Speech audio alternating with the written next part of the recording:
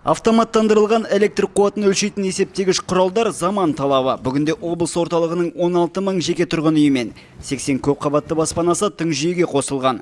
Арнайы трансформаторлық станцияға түскен мәлімет орталыққа жөнелтіледі. Исключена работа контролеров. Бұрындары қолданылған электр қуаты жөніндегі мәліметтерді арнайы мамандар келіп, тұрғындардан алатын. Кей кездері қалалықтар өздері телефон арқылы беретін.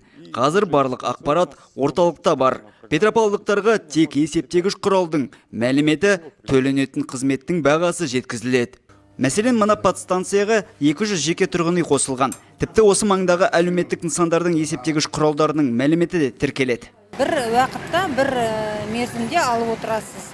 Ал төлемақы туралы айтсақ, төлемақыда бір қағазда бүкілі жарыққа да, суға да, бәріне де бір қағазда келеді, ол да өте ыңғайлы нәрсе. В общем, все удобно, не приходится нигде бегать, связаться очень удобно.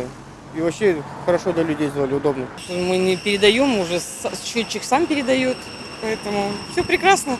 Осындай автоматтандырылған жүйені іске қосу кәсіпорын өз мойнына алды. Оған әлеуметтік маңыздағы нысандар да қосылған. Биыл мұндай подстанцияларды орнату жұмыстары жалғасын таппақ.